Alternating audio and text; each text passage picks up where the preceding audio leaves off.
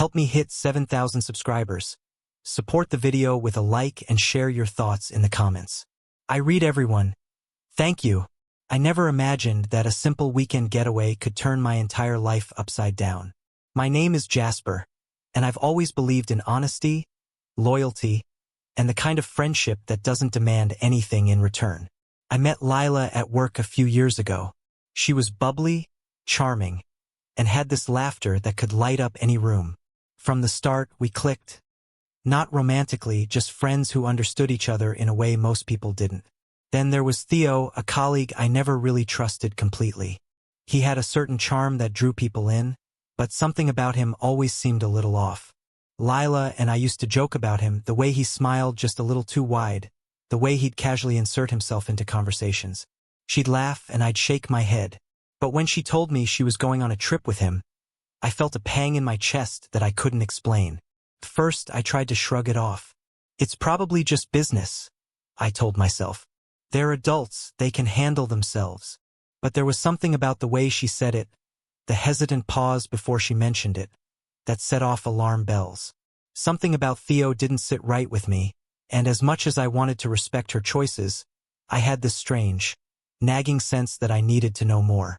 A few days later, Lila texted me, excitement dripping from every word. Jasper, you won't believe how amazing this trip is. The mountains, the cabins, the view. It's like a dream. I felt my stomach twist. I tried to respond casually, but my mind kept wandering back to Theo. I knew I had to do something.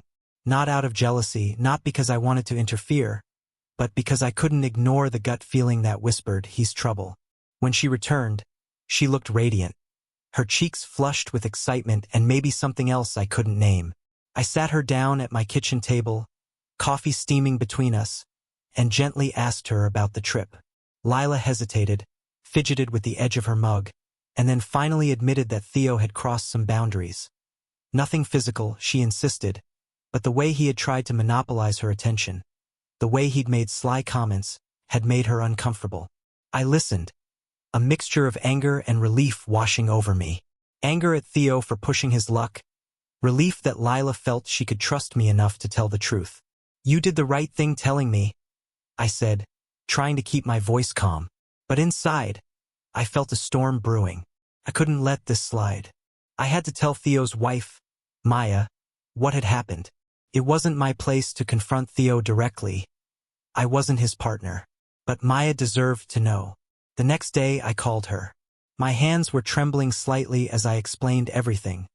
From the trip to Theo's behavior, my voice careful, measured. There was silence on the other end at first, just a faint sound of a breath, then a low, incredulous laugh. I can't believe he would do this, Maya said. Thank you for telling me, Jasper. I don't know what I would have done if I hadn't heard it from you. I hung up feeling a strange mixture of satisfaction and dread. I had done the right thing, yes, but I also knew this was only the beginning. Maya and I didn't know each other well, but in that moment, I felt a connection. There was honesty there, vulnerability. And the way she thanked me. It wasn't flirtation, it wasn't manipulation. It was simple, pure appreciation. A week later, Maya invited me to join her for a short trip. Just a weekend, she said, to clear her head, to escape the chaos at home. Part of me hesitated. Was this crossing a line? Was this inappropriate? But another part, the part that had grown to trust her, that recognized her need for genuine companionship, said yes. I needed to be there, not as a savior, not as a hero, but as someone who could offer clarity, someone who could provide a listening ear. We arrived at a small coastal town, the kind where the streets are quiet, the ocean stretches endlessly, and the air smells of salt and freedom. Walking through the town with her, laughing about nothing and everything, I realized that sometimes life gives you moments not to complicate things, but to reveal who you are when the world fades into the background. Maya's laugh was soft, comforting, and for the first time in a long while, I felt like I could breathe without restraint. That night, sitting by the small fireplace in our cabin, I told her everything I had told Theo's wife, everything about my friendship with Lila, everything that had unfolded with honesty as the central thread. Maya listened quietly, occasionally nodding, her gaze steady. She didn't judge, didn't question. She simply understood. And in that understanding, I realized how rare it was to find someone who could see you, not just the surface, but the undercurrents of your intentions, the complexity of your decisions, without twisting them into something they weren't. By the time the weekend ended, I knew something had shifted. Not in a dramatic, cinematic way, not fireworks, not declarations, but in a subtle, profound shift that left both of us aware of a connection that had roots deeper than circumstance. I drove her back home, the car quiet except for the hum of the engine. Neither of us spoke much, and yet, in that silence, there was a weight lifted, a clarity earned. The days after that trip felt different. I wasn't just seeing Maya in a new light, I was seeing myself differently. For so long, I had measured friendships, obligations, and honesty by what people expected of me. Now, I realized it wasn't about expectations at all. It was about clarity, integrity, and the quiet courage to act when others wouldn't. Lila, of course, found out about my weekend with Maya. I braced myself for anger, for misunderstanding, maybe even for hurt. But when she called, there was a softness in her voice I hadn't expected. "I get it," she said simply.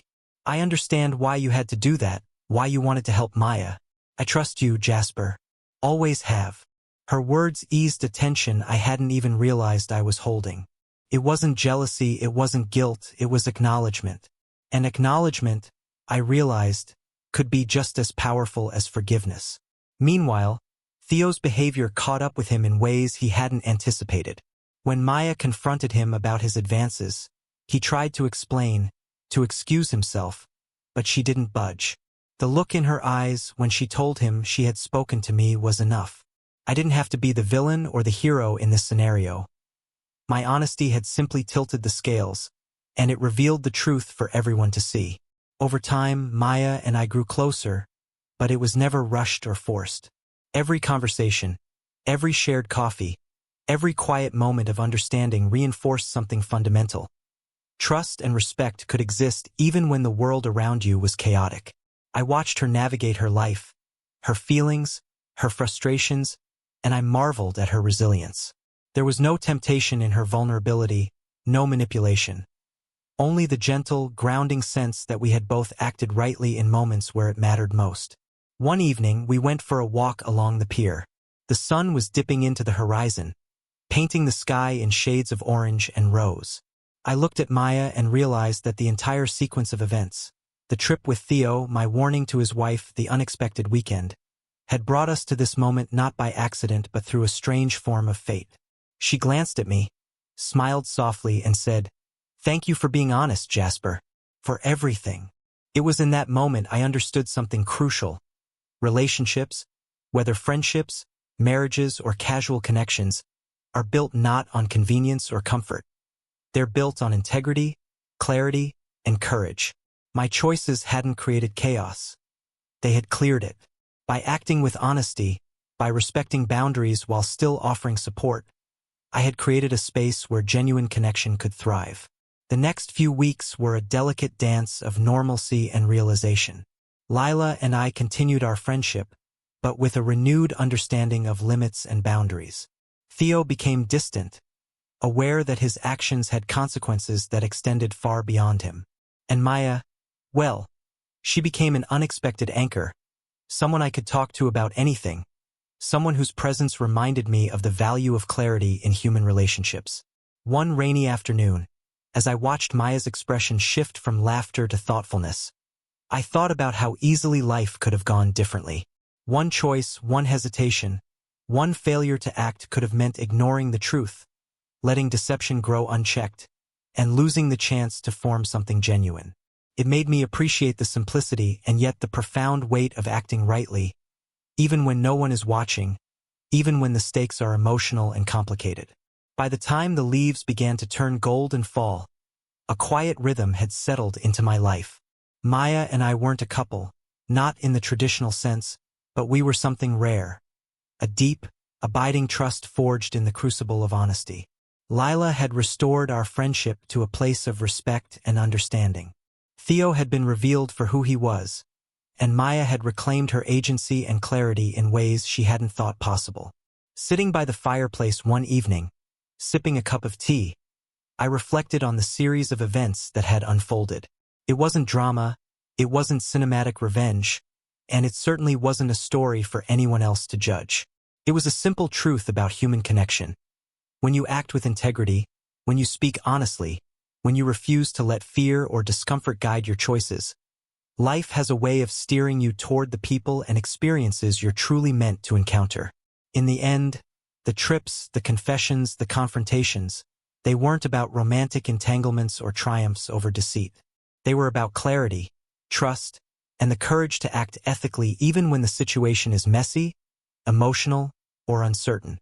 And in that quiet, almost imperceptible shift, I found something I hadn't realized I was searching for all along: peace. Peace that comes not from avoiding complications, but from facing them directly. Peace that comes not from controlling others, but from controlling your own choices. Peace that comes from honesty, and the rare, profound moments when honesty is met with understanding, respect, and even gratitude. Looking back, I wouldn't change a single thing. Every uncomfortable conversation, every hesitant decision, every step into uncertainty led me here, to clarity, to connection, to a deep appreciation for the quiet power of doing what's right. And for once, in a world so often filled with confusion, deceit, and misjudgment, that felt like enough.